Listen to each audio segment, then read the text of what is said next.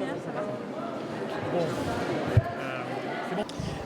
Oui, je pense que le patrimoine est vraiment un élément essentiel, pas seulement d'ailleurs un élément d'enracinement, pas seulement un élément d'identité, mais en réalité un élément d'avenir. C'est un élément économique, puisque c'est directement lié d'ailleurs au tourisme. Si nous ne sommes pas capables d'entretenir notre patrimoine extraordinaire historique, eh bien nous perdrons ces millions de touristes qui viennent précisément pour rencontrer les richesses françaises.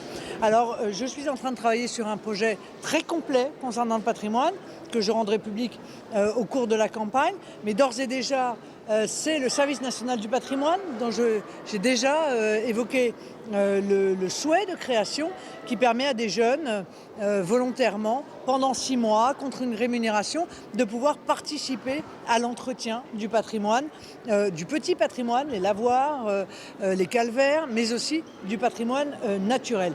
Et ce auprès des collectivités qui le souhaiteraient ou des associations, des fondations, etc. Et puis il y a incontestablement un investissement à faire puisque aujourd'hui le loto du patrimoine n'arrivera pas à compenser un déficit d'entretien du patrimoine. Entretenir le patrimoine, ce n'est pas de l'argent jeté en l'air, bien au contraire, c'est de l'argent qui est valorisé parce que nous devons à nos enfants le soin de leur transmettre ce que nous avons nous-mêmes reçu.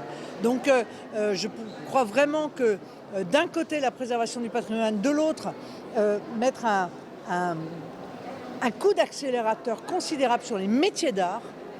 Les métiers d'art, c'est l'apprentissage, ce sont les contrats de professionnalisation. Vous savez que j'ai déjà proposé un financement assez important des voies d'apprentissage et de professionnalisation. C'est aussi envisager la création d'une université des métiers d'art, parce que le métier d'art, c'est vraiment l'art, le savoir-faire à la française, que l'on exporte absolument partout dans le monde. Et pour qu'on puisse continuer à avoir un très haut niveau, eh bien, il faut qu'il y ait des apprentis. Il y en a de plus en plus, mais il faut aussi qu'on continue à avoir des maîtres de stage. Et ça, hélas, pour l'instant, il en reste de moins en moins. Donc tout ça, ça passe par une politique d'incitation afin que les deux talents, les talents confirmés et les talents en devenir se rencontrent. Une question d'actualité, Madame Le Pen. En ce moment, Emmanuel Macron rencontre Joe Biden dans le cadre du G20. C'est une première rencontre en physique après la crise des sous-marins. Qu'est-ce que vous pensez de l'image de la France à l'international et de cette visite entre Emmanuel Macron et le président américain? Je pense que l'image de la France a beaucoup souffert sous le mandat d'Emmanuel Macron à l'international. Qu'en réalité, je ne sais pas pourquoi d'ailleurs un certain nombre de personnes continuent à faire croire qu'Emmanuel Macron aurait un bon bilan en matière internationale. Son bilan est déplorable.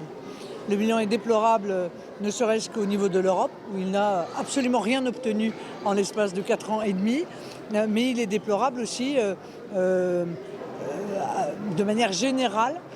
Nous subissons une perte d'influence en Afrique qui est majeure, et qui aura des conséquences, c'est une évidence. Et puis le symbole maintenant du mandat d'Emmanuel Macron, c'est évidemment l'échec flagrant des sous-marins australiens, qu'Emmanuel Macron revoit aussi rapidement sans avoir pris aucune sanction autre que symbolique quelques heures le président Biden, m'apparaît étrange compte tenu de la mauvaise manière qui nous a été faite par l'Australie, par la Grande-Bretagne et par les États-Unis. Vous auriez fait quoi, vous, présidente, là? Vous auriez refusé cette rencontre avec Joe Biden ou... J'aurais très certainement, en tout cas, réagi beaucoup plus fermement que l'a fait Emmanuel Macron. J'aurais commencé par rappeler nos ambassadeurs, et pas seulement 2h30, parce que sinon ça n'a aucun sens. Et probablement, j'aurais remis en cause un certain nombre de projets communs. Je serais peut-être même allé jusqu'à sortir du commandement intégré de l'OTAN. Je trouvais que ça se justifiait. Marine Le Pen, on vous voit faire campagne sur les marchés, dans les foires, là dans un salon aujourd'hui. Il y en a qui n'arrivent pas à faire campagne, c'est Éric Zemmour, parce qu'à chaque fois qu'il donne un meeting, maintenant, il y a des manifestations. Oui, j'ai connu ça pendant des années, bienvenue dans le réel, quoi. C'est la réalité, hélas, de la vie politique. Je ne m'en réjouis pas, parce que je considère que ces groupuscules d'extrême gauche qui sont des opposants à la démocratie et qui empêchent systématiquement les candidats qui ne pensent pas comme eux de se réunir, de faire des conférences de presse, de faire des meetings, devraient être dissous depuis bien longtemps. Parce que quand on a à ce point, je veux dire, la violence en soi, comme l'ont ces groupuscules d'extrême gauche, eh bien, l'État se doit de réagir. Ça fait 30 ans que l'État ne réagit pas face à eux, donc il continue avec une forme d'impunité à tenter d'empêcher les uns et les autres de parler. Je connais ça très bien, mais je ne m'en réjouis pas, loin de là. Dans le patrimoine culturel, certains y mettent aussi la chasse, une tradition française. Ce matin, Yannick Jadot a avancé l'une de ses propositions d'interdire la chasse le week-end et pour les vacances. Quelle est votre position là-dessus? Est-ce que vous suivez ou vous êtes contraire à la mesure proposée par le candidat écologiste? Non, mais je pense que le candidat écologiste, en réalité, pense que les chasseurs ne travaillent pas. Je suppose que ça doit être ça. Parce que je voudrais rappeler à M. Jadot que les chasseurs travaillent.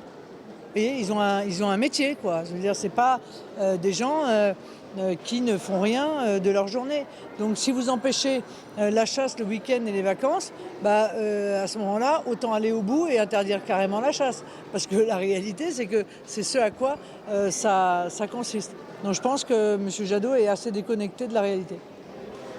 Madame, autre sujet d'actualité, Jean-Marie Le Pen a été relaxé aujourd'hui par le tribunal correctionnel de Paris concernant les faits de provocation à la haine raciale pour lesquels il était poursuivi. À l'époque, vous évoquiez une faute politique. Qu'est-ce que vous pensez de ce jugement aujourd'hui?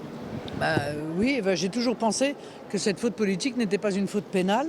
Le tribunal m'en donne confirmation. Merci beaucoup.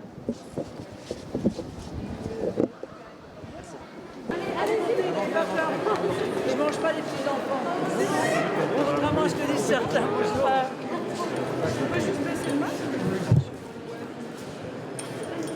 Oh, je vous remercie sincèrement. Je vous en prie, bonne journée. Merci à vous aussi. Au revoir. Qui a mon sac?